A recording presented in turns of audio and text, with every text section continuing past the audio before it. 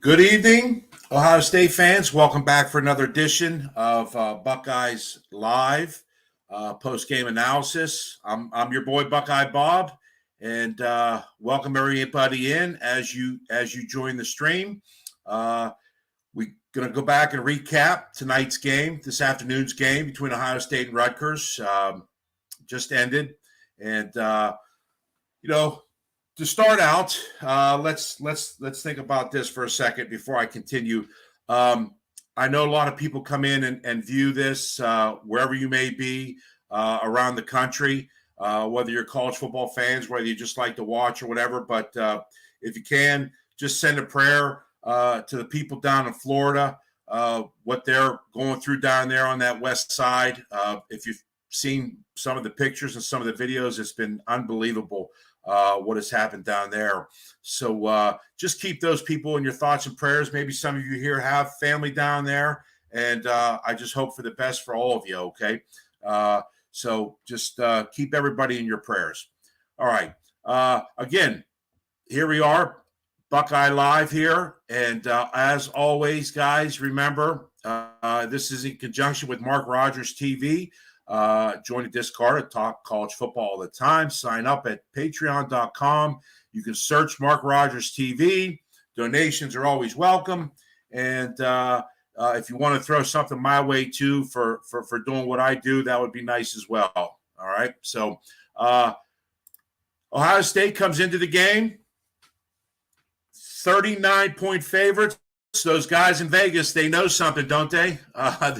They're pretty good with setting the line. I saw it as high as 41 at times, but it did go off, I believe, at 39 today. So Ohio State moves to 5-0 overall, 3-0 in the Big Ten today. They defeat Rutgers 49-10.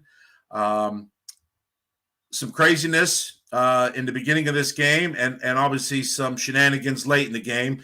But we're going to cover all of that as we move forward. So anybody that's joining me for the first time, you guys know how this works. I'm going to go down, kind of analyze the scoring drives and go over stats with you. And, go into the second half. We have a segment that I like to call. It's called Highs and Lows that I look at from the game. And we'll also view your comments, and we'll talk about next week. So, again, Ohio State comes in today, ranked number 3 in the country. Rutgers wins the toss. They decide to take the ball. Now, this is what I thought Wisconsin would have done last week. Okay, take the ball, try to run some time off the clock, move up, move down the field, and try to burn some of the time. If you guys noticed today, Rutgers, basically, even when they were down, they were snapping the ball under 5 seconds every play.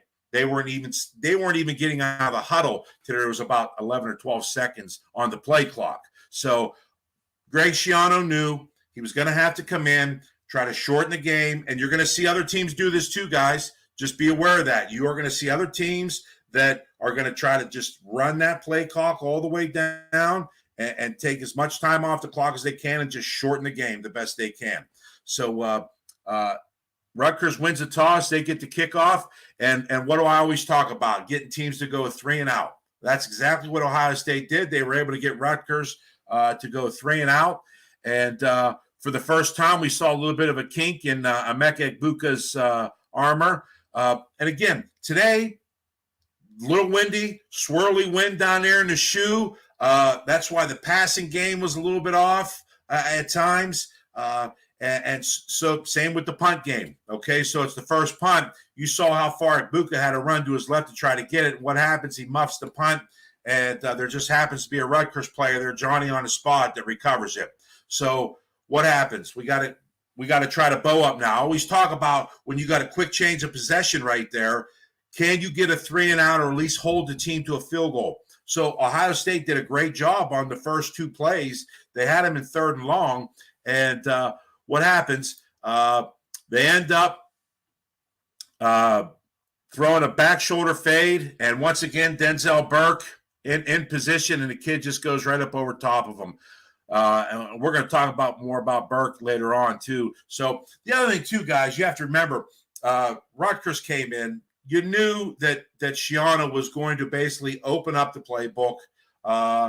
He basically had 3 different quarterbacks take snaps within the first 10 plays. You had Simon, your main quarterback. They had a quarterback that was out, okay, but they had 3 different guys taking snaps. So very hard on the defense on trying to figure out who's doing what.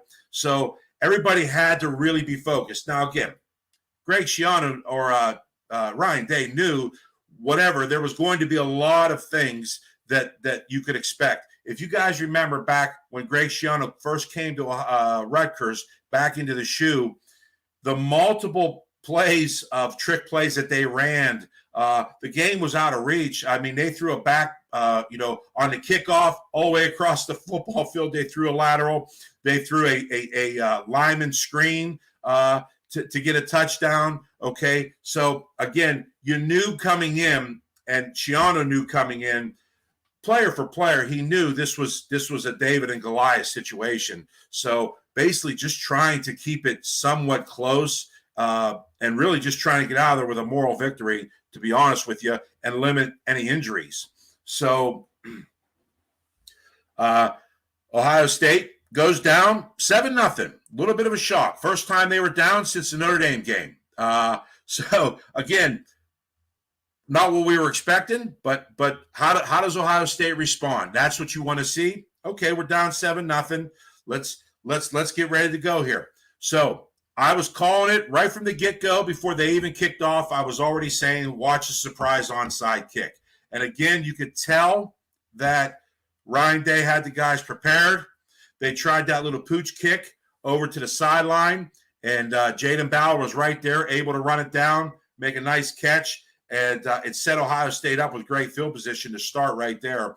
And they didn't waste any time. They went 5 plays in 48 yards, and Mine Williams, who had a monster day today, scores his first touchdown from 2 yards out. It only took a minute and 40 seconds, and it's 7-7. So, again, here we go. Ohio State's going to give it back. Let's see how the defense reacts. What do? Ohio State's able to get that 3 and out, give the ball back to Ohio State, and it doesn't take long again. They go 9 plays, 74 yards. Williams with another 2-yard touchdown run. Only took about 3.5 minutes. Emeka Egbuka had 2 nice catches on that drive. He picked up about 40 yards on both those receptions, which set Ohio State up real well. And again, just lean on Mine. Let him go ahead, let him blast it in, and that's exactly what he did. So now it's 14-7, and you're starting to feel a little bit better about yourself at least, okay? And it ends the first quarter at that point, 14-7. So Ohio State knew, and as fans, guys, look, we all knew too that Ohio State was going to be able to do what they wanted offensively. They were going to win the game. It was just going to be basically at the margin of victory, what it was going to be. So Ohio State gives the ball back to Rutgers on the kickoff. And what do we got? We get a Zach Harrison sighting finally. Zach Harrison gets in, strips the ball out, and we get a turnover right there, which finally – Zach made a play, okay? So Ohio State recovers it, and we go 3 plays in 51 yards, and there's our man again. Got to love him. Got to love having him in the lineup. Julian Fleming, 36-yard touchdown, 34 seconds. It's 21-7 right there, and Ohio State's off and running, okay? So after that inauspicious start there, Ohio State's defense finding themselves now again.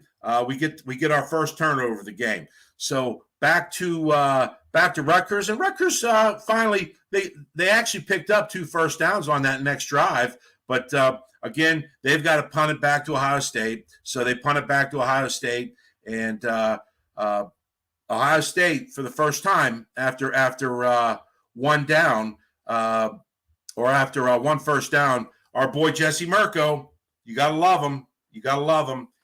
So good at it. pins Rutgers back inside the 10. And what do we want to do? We want to try to get that 3 and out so Ohio State gets good field position, and that's exactly what they do. Rutgers obviously very limited with their backs against the goalpost offensively. They were already limited offensively to begin with, and Ohio State gets the 3 and out. They get a poor punt out of the end zone, and this is a little strange. You don't see this very often. Okay, when Ohio State gets a short field, it's usually 3 or 4 plays, and they're in the end zone. Well, this was one of the longer 10-play, 39-yard drives you'll ever see in Ohio State history. Okay, so they go 39 yards in 10 plays. It took almost 5 minutes off the clock, and our boy Maya Williams once again in for another 1-yard touchdown. And the nice thing about that is it only left about a minute on the clock just before half. And so Ohio State was also getting the kickoff to start the second half.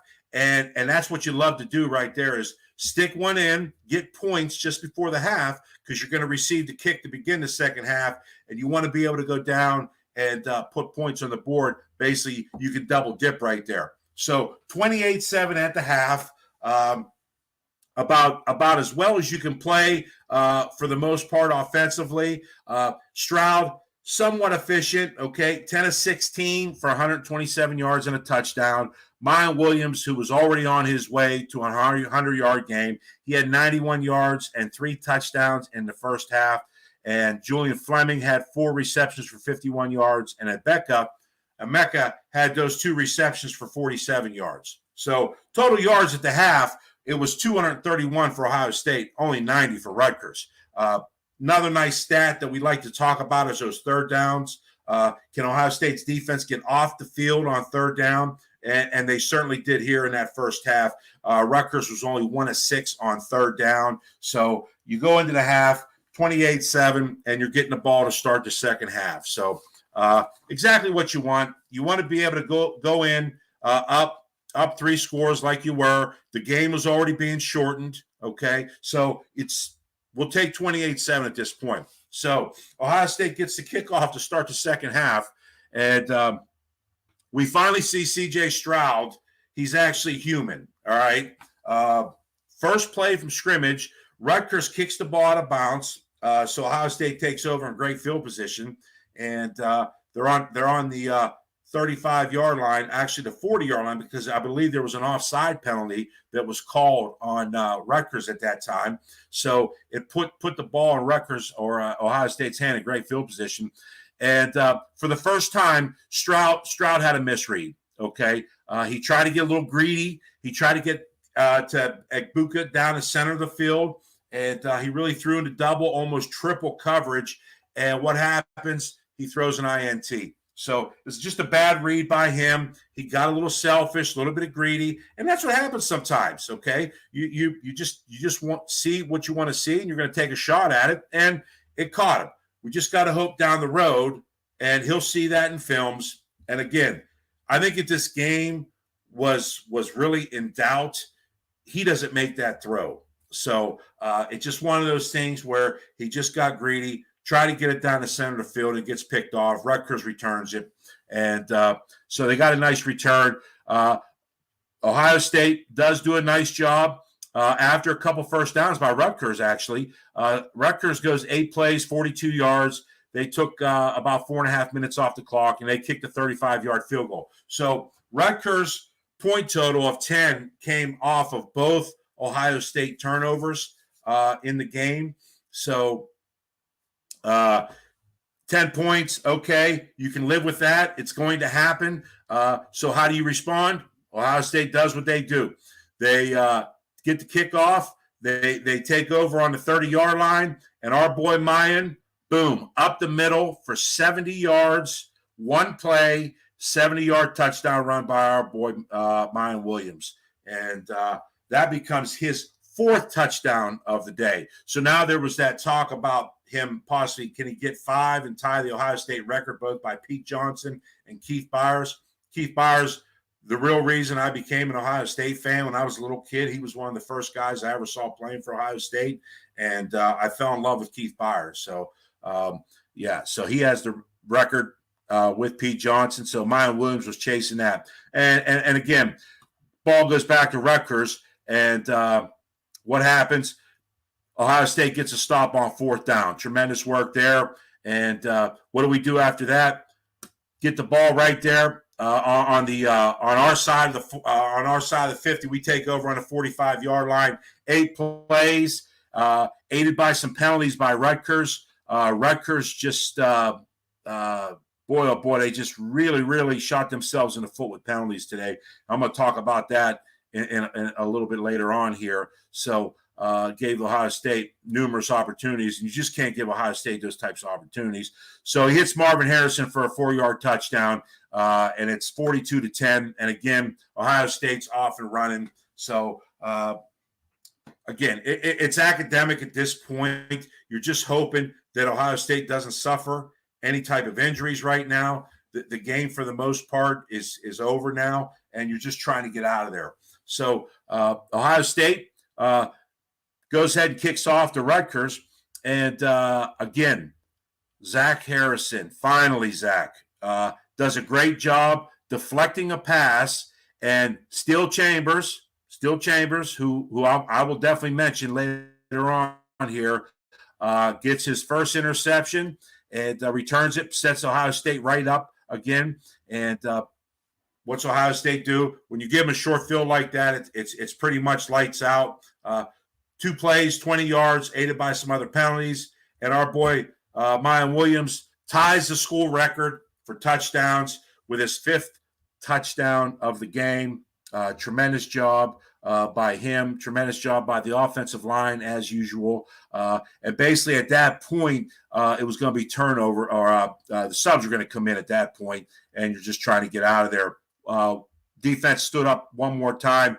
They turned Rutgers over on downs, and basically after that, Kyle McCord came in and the backups were in. Now, we'll talk a little bit about what happened in that fourth quarter when Jesse Mirko decided to go ahead and take off on was a fake punt, basically. And he got blasted on the sideline, which was a penalty. And obviously, Ohio State took exception to that, as they should have. He did get cracked pretty good. It was a penalty, but it also set off a little bit of not so much fisticuffs, but a lot of pushing and shoving, in which Greg Schiano came across the field, which he should have done to get his players out of there.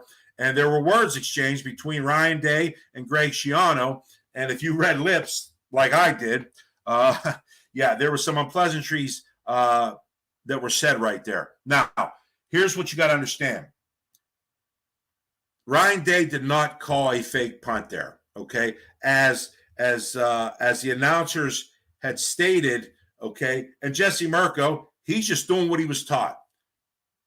When Ohio State was going to punt, they had an overload on that left side. And with the rugby-style punters, everybody knows, that rugby punter, that's right foot is going to run to his right and go ahead and get his kickoff, all right? And he's probably been taught, if they overload this side, okay, and you have a lane to go ahead and go. So all he did was he was following what they've been telling him his whole career at Ohio State. If you get this look as a punter, you go ahead and you can take it, go ahead and take it, especially if it's a 4th and short or 4th and manageable.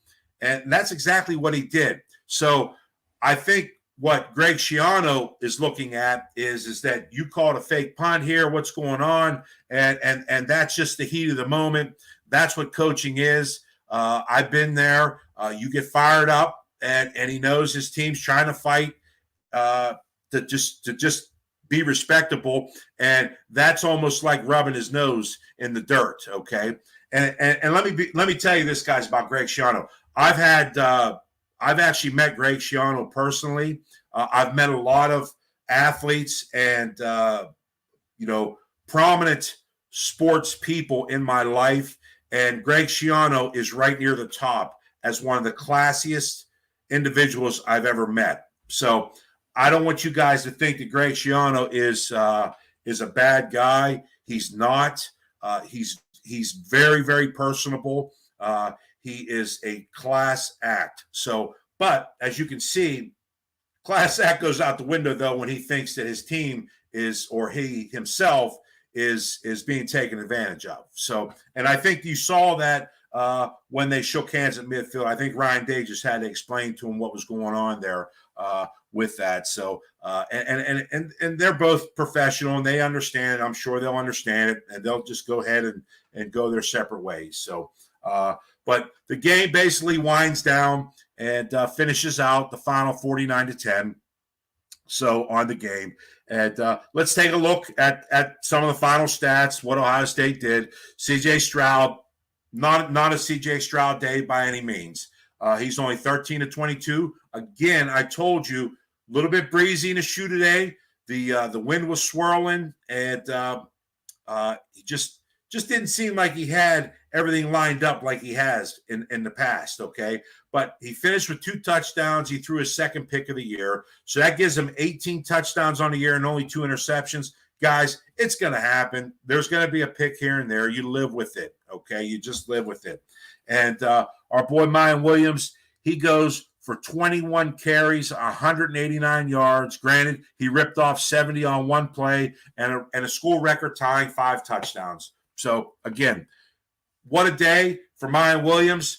We get the news that Travion Henderson is being held out. And again, guys, it's crazy because I get the alert, about 3 hours before every game of the inactives. And Travion Henderson was not in it. Again, who knows? They're thin at running back with just Mayan and Travion, and they're thin in the defensive secondary, especially a cornerback. So it's been a real struggle. McAllister goes out today. Looked like he may have been in concussion protocol. So obviously you got to keep him out. So again, Ohio State's very thin, both at running back and in the defensive backfield, especially at corner. So they've got to really, really be careful. I think if this was a Michigan game or if this game meant a lot, Travion Henderson's playing, guys. He's playing. That was just precautionary. Keep him out. And they know they don't need Travion Henderson to win the football game. Emeka Egbuka goes 4 catches for 70 yards. Fleming, 4 receptions, 51 yards, and a touchdown. All total, you got passing for 161 yards. There was 1 reception there. They go for over 200 yards rushing. Total for the game is 413 yards of offense, which is really a nice job again by Ohio State. So we'll always live with that anytime you get over 400 yards of total offense. Now the defense, again, Rutgers, very limited on what they could do offensively, and it showed in the stats. You got passing; they only went for 80 yards. They were only rushed for 104 yards. So, again, I know some people, they were hoping to get a shutout this week, but it didn't happen. But, again, like I always said, when you can hold a team to under 20 in this day and age of college football, you'll take it every time. Ohio State's not losing only when a defense scores 10 points or when an offense scores 10 points, excuse me. It's not happening because their offense is just too good to eventually score enough points, and that's that. So we'll go into the highs and lows. My little segment here I like to call the highs and the lows. We'll start with the lows. One of the things that I wanted to mention was Ohio State's red zone offense tonight was a little bit off. I don't know if Ryan Day, they were getting a little cute down there. Rutgers did a nice job defending a lot of play action, which I actually like down on the goal line. When you got a mass of humanity in there, when you go basically 3 tight ends, 1 running back, 1 receiver, and it's just that it's a massive humanity trying to smash it in from 2 yards out sometimes, and you just get bottled up in there. But I did like the play action stuff. It just wasn't working today, so I just think we got a little bit too cute. And again, they just went ahead and settled for Mayan Williams, going ahead and smashing it in. And so, again, it's all stuff that you can look at on film, what was going on with the red zone offense, why were we not hitting these, so what was going on there. So, again, something we can look at, one of my lows, okay? Number 2 on the lows, the Rutgers penalties. Man, oh man, they just kept giving Ohio State chances down there. And as I've stated, you can't give Ohio State numerous chances in the red zone because their offense is just way too good. And when you've got multiple interference penalties, you've had holding in the end zone. But again, that's how good, though, the receivers are that Ohio State has. And the defensive back for Rutgers, they're limited. So what do? You got to try to get away with a tug on a shirt. You got to try to get away with a hold. If you got to interfere, hope the referee doesn't throw the flag. That's what you have to do. But the penalties, Rutgers really should have been off the field a couple times and held Ohio State to field goals, but they just couldn't do it because of the penalties, and it kept them alive, Ohio State alive. And as I said, what's a good team do? A good team sticks those balls in the end zone when they get another opportunity to do it, and that's exactly what they did. Number 3, Burke nailed twice on passes today. Denzel Burke came back off of injury last week. They said that he had some sort of a hand procedure done. There was a little bit of a surgery done. He tried to go last week with a club on in pregame. They just shut him down and says, forget about it. Victimized twice today. He was victimized on the third down touchdown pass because at first I didn't know who number 10 was. I says, who the hell was number 10 that just they just scored over? Sure enough, Burke changed his number for today, and he gets beat there in the end zone on a back shoulder throw. And then in that third quarter that led to the field goal after C.J. Stroud ended up throwing the interception, he also gets hit on another backside throw. He couldn't find the ball late, and Simon actually made a pretty decent throw and give the Rutgers kid credit.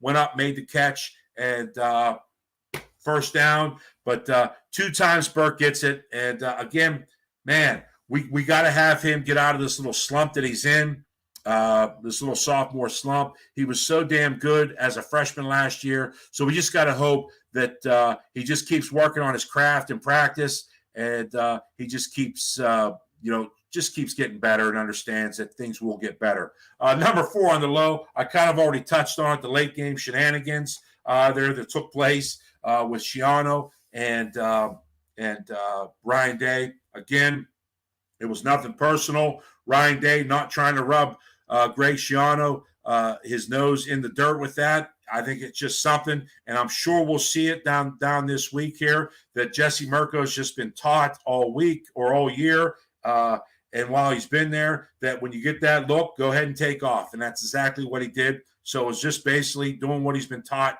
the entire time. So those are my lows for the game. Now let's go to the highs. And where do we start at? Of course, right with number 1, but Mayan Williams, the man that came in as Meatball and has now has the name of Pork Chop. Okay, Pork Chop goes for 189 and 5 touchdowns today. He ties the school record for touchdowns in a game with Keith Byers and Pete Johnson. So kudos to Mayan Williams. This was the first time that he was the feature back.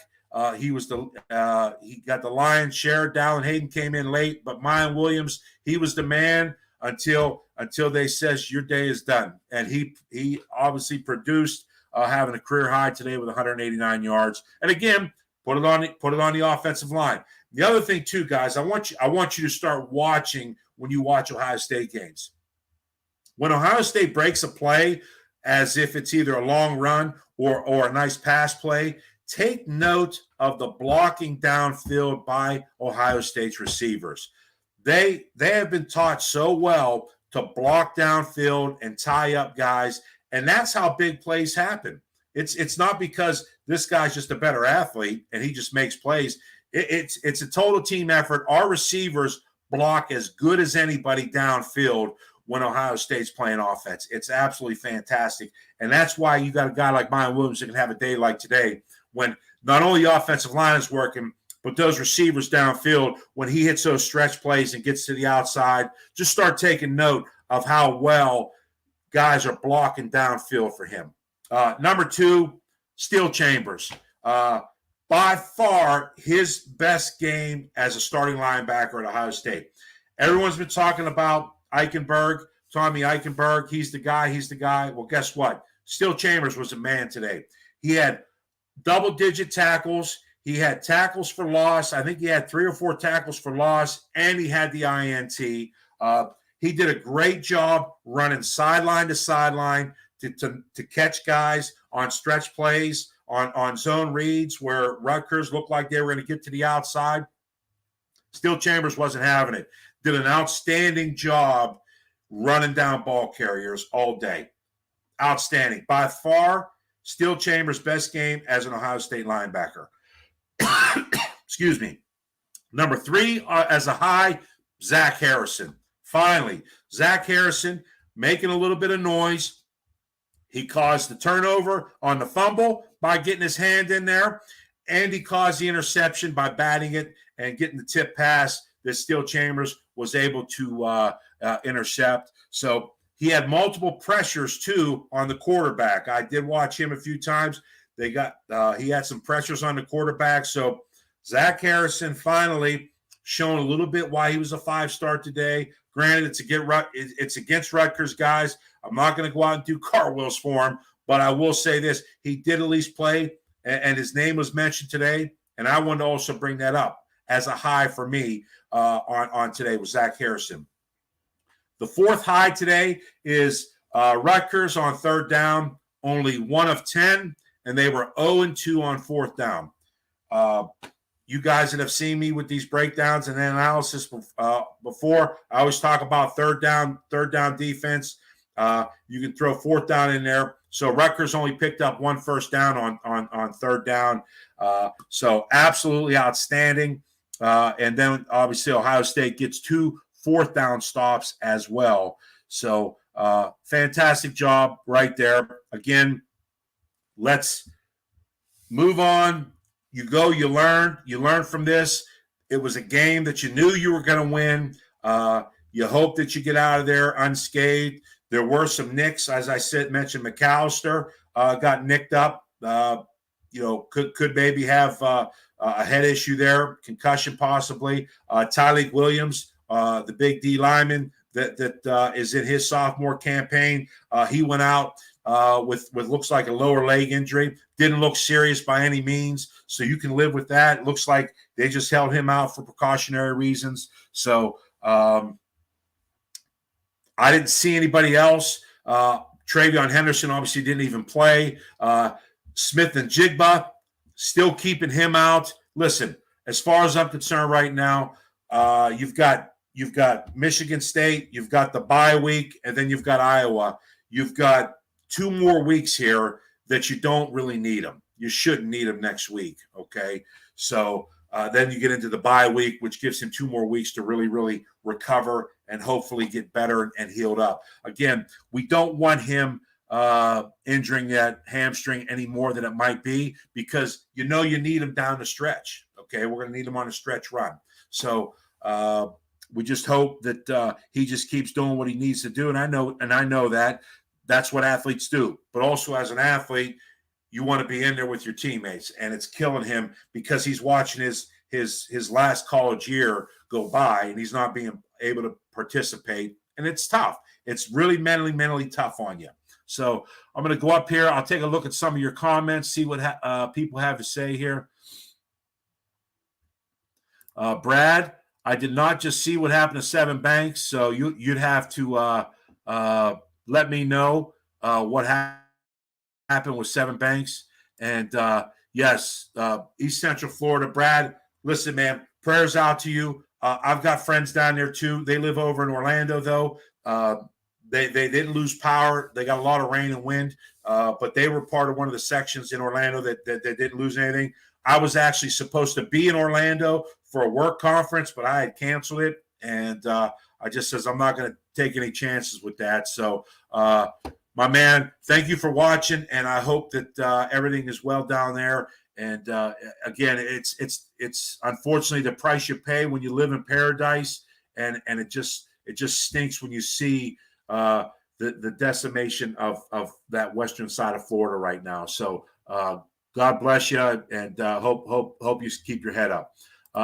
Right here, Brian, he thinks Mayan Wolf should be the number 1 running back. Well, listen, I talked on a radio show today, and one of the announcers on the radio show said the same thing. Guys, listen, we're blessed to have Mayan Williams. We're blessed to have Travion Henderson. But Mayan Williams showed today, if he needs to, he can carry the rock for an extended period of time. He showed what he could do. So, again, I just think it's a great 1-2 punch, the both of them together. And but today it was Mayan Williams' show, and he took advantage of it.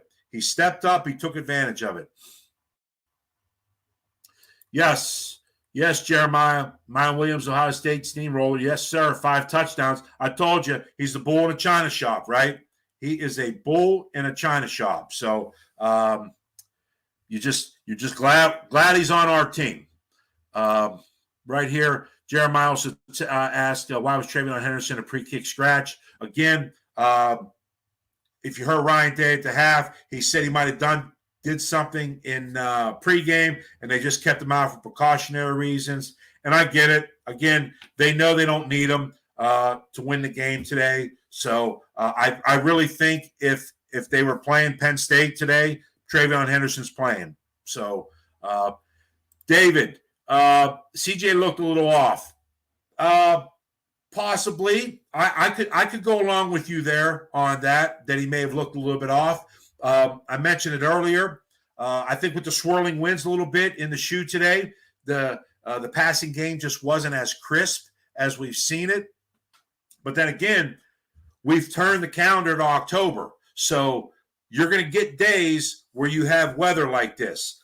They avoided rain in Columbus area, but they did get the wind. So you're going to have days like this. Now, next week they go to East Lansing. Again, it could be a crapshoot up there with the weather. Who knows what it's going to look like? So we'll just have to wait and see. Again, Ivy or Jai, I'm sorry. CJ looked a little off. Yeah, he did. He just didn't seem a little bit off, but it was no big deal. We just went ahead and made the plays. Take what the defense gives you. And again, imagine this, guys. Imagine what we're saying here. We're complaining about C.J. Stroud being off, and Ohio State still scored 49 points. We are spoiled. We are a spoiled fan base, people. Okay, so yeah, again, let's just look at it as, hey, get out of there with a win, and let's move on. Yep, Jeremiah. Again, we like your comments, Jeremiah. Thanks for commenting. This was Mine's game. Again, the weather wasn't great with the wind, and they just went ahead and they leaned on Mayan Williams, and that's what you got to do. And again, Jeremiah, Ohio State will need all hands on deck going forward in the Big Ten season. There's no question about it, because the games are only going to get tougher down the road, and the weather's going to get nastier. So you're going to have to play in some turd weather. Let's just face it. You're going to have to play in some turd weather when the wind's blowing or it's raining or it's snowing like it was last year up in Ann Arbor. You're going to have to play in some of those games. So you just kind of got to move on. Other people have to step up, and that's what happened today. Yep, CJ was pretty average today. Again, we're spoiled, Willie. Come on, man. We're spoiled. We still put up 49 points today. That's what you got to remember.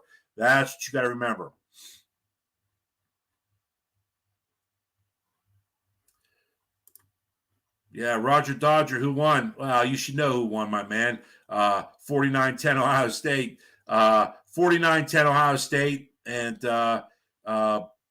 it really wasn't that close. Actually, Rutgers went up 7-0, Roger. By the way, I hope you played well on the links, all right? I hope that went well for you. So, as my man Roger Dodger here, he's just got done golfing. So, man, don't you got your phone out there? You ought to be able to look at that phone and get a score when you need it. So, hey, a win's a win, and better be 71 degrees around. Yeah, I don't think so, Raj. I mean, it's just one of them things today, okay? So, if the passing game isn't going, look what Ohio State did rushing the football, all right? And again, we're spoiled. We are spoiled. 49 points today. Just because C.J. Stroud didn't throw 5 touchdowns and throw for 500 yards or 450 yards, okay? That's not the way I look at it. I look at it as we got the win. We put 49 up. Everybody got fed a little bit today. Mayan Williams had a career day. He matched the school record, and good for him. So, okay. Now, let's turn the page. What's Ohio State got next week? Ohio State, actually, after 5 straight home games to start the season, Ohio State goes on the road next week. They go up to Spartyland, and they play Michigan State. Now, Michigan State started the year 3-0. And what has happened to them? Well, they went out to Washington. They got boat raced out there. Score not indicative of how they got boat raced. They come home, play Minnesota. Minnesota absolutely takes their will and just blasts them on their home field 34-7. And then they go down to Maryland today, and they lose at Maryland today 27-13. So now Michigan State is reeling. They are 3-0. They are obviously over their last 3. I'm sorry, started 3-0, lost their last 3. Last year, we all remember what Ohio State did to Michigan State in the Horseshoe. It was an absolute clinic for the wide receivers, Garrett Wilson, Chris Olave last year. I don't see it really changing unless the weather gets really nasty next week, rain, wind, or whatever it may be. There really shouldn't be an issue with Ohio State next week moving to football. Now, I will say this, okay? When you leave the confines of your home field, all right, things do get a little bit different. As human beings, we're all creature of habit. We like to do the things that we do. We're a creature of habit. We like routine. Now, next week, that routine is going to get changed up for the first time all year. They're going to have to get on a road. They're going to have to play in a hostile environment. They'll be on grass the first time, okay? And it's the first road game. And you're going to be sleeping in not your own bed, which you're accustomed to sleeping in. So there's a lot of things. There's a lot of things that change up there, okay, when you go on the road. And we've seen it before. When you leave home and go on the road, it's just a different environment for you, and it's tough. And especially now, since Ohio State hasn't been on the road, it will be interesting to see how Ohio State attacks this. Now, if you want to be put in the upper echelon of those 3 teams 2 teams, when they talk about Alabama, Georgia, and Ohio State, all right, look what Alabama did today. They went down to Arkansas, and they absolutely boat raced Arkansas. That score's not indicative. They lost Bryce, their quarterback, early in that second quarter. It was 28-0. Now, Arkansas made it a game late, but they ended up peeling away. And, Jahmyr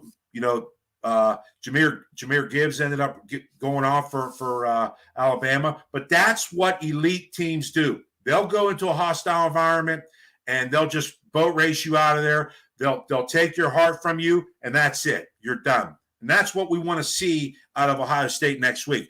Next week, you will get Michigan State's best shot. I promise you. Michigan State may not win the game. Ohio State may end up winning the game like they did today. They may put up 45 points to win the game, 45-17 or whatever it may be. And you're going to sit there and say, well, Buckeye Bob, look what they did. But I'm going to tell you right now, that first quarter, Michigan State, they're a wounded animal. They're in the corner. Now they got to come out fighting. And that's what we're going to want to see. How does Ohio State respond? Okay. Today, if Ohio State does what they did today to start the game, they're down 7-0. Guess what? Now all of a sudden you got all that energy on that opposing sideline over there. You have a stadium that's now fired up. And believe me, emotion, this is an emotional sport. This is an emotional game.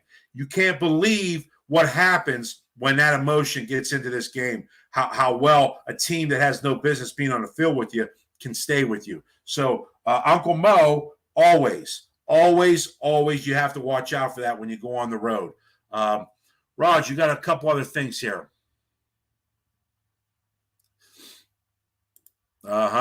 Yep.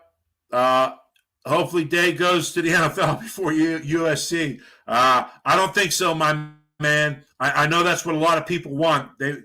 They want Day to get out of there. I'm sure he's been approached before from NFL teams, but why on earth would you want to leave what you have? You right now you have the keys to a Ferrari right now. Okay, just like Nick Saban does and Kirby Smart does. You've got a Ferrari, you've got a Lamborghini, okay, you've got a Bentley. Those are what those three guys are driving with their programs right now. Why would you want to go into the NFL and deal with the attitudes that you deal with there? Okay, it's so different. That's why Saban left. He knew once he left, and that's the thing about these coaches too, guys, is they love challenges. They think they can correct anything. Urban Meyer, look at him. He thought he could make it. He didn't even last a whole year in Jacksonville because it's a different type of attitude. When guys are making more money than you, they don't want to hear you coach speak to them or talk to them. That's not what they're about. I have single-hand knowledge of this because I tried out in the NFL, and I saw what those guys would talk about. I saw it. And listen, they're getting paychecks. That's their livelihood. If they win a Super Bowl or a ring, granted, that's great. But as far as they're concerned, how do I feed my family? This is my livelihood. This is what I'm going to do. Ryan Day, I will be shocked if Ryan Day leaves Ohio State within the next 5 to 6 years. I will be shocked. So unfortunately, the Trojans out there at SC, you will have to deal with Ryan Day. So, but it's a good comment. It's a very good comment about it. But again, next week with Michigan State, again, people, let's see how Ohio State reacts to the first game on the road. And I can't wait to see it myself. Okay, we all like to see that stuff. How does our team react? So that's what we're going to want to see next week. Can they handle Michigan State on the road? Do they take care of business? Do they get in there? Don't mess around. Take that stadium right out of it. Take that sideline right out of it. You basically rip that wheel right off the other sideline and say, it's not happening today. Your 3 losses in a row are going to 4 losses in a row. That's the way it's going to be today. So that's what we want to see. And one more comment here from my man Roger. Yeah, he might. He might want to, but like I said, that's the thing about coaches right now. You don't know. I don't see Ryan Day as being one of those arrogant types. The Urban Meyer arrogance, the Nick Saban arrogance. I don't see him on that same level with them. But again, you never know down in life. You want to challenge. I mean, it's just like life in general. You may want to change careers after doing something for 10 or 12 years. You may want to get out and try something else. It's a challenge. It is an absolute challenge, and some people like it. Some people like to be status quo, as we like to say. So we'll see. But, yeah, Roger Dodger already has it out there. He's calling a 66-21 win over Michigan State. So, Roger, I'll take the win. I'm going to say right now it's probably going to be a large point spread. I'm going to say it's going to be at least 24 to 25 points is what I would think. Just so you guys know, next week I should have my man Brandon Moses with me as a guest host. We did a show a few weeks back together. Brandon's outstanding. If you guys want to know who Brandon is, Brandon has his own show. There's his information there. You can go follow him at Buckeye Sports Talk with B. Moses. He's on Facebook and Instagram. And as well as you can see his Twitter handle right there too, as Brandon Moses. He should be on with me next week. And he adds a lot of great insight as well. So, again, people, before I close, I always mention it at the beginning. I'm going to mention it at the end. Join the Discord at Talk College Football all the time. Sign up at patreon.com. Go to YouTube, search Mark Rogers TV. You can find all the channels here that we do. Any other team's channels, you might want to see another analysis somewhere else. You can find it right there. So that's search markrogerstv.com. And once again, people, thanks again for joining me this evening. Have a great rest of your weekend. And we will all see you next week. It's a 4 o'clock start next week, so we'll be on late again. They're killing me. I can't get a noon start. Just screws up my whole day, killing me. But so we'll go on probably about 7:30, 7:45 next week whenever I set it up. So God bless everybody out there again. If you're watching and you're in Florida area, especially in the hard hit areas, and to anybody else. So peace out and go Bucks, and we will see you all back next week.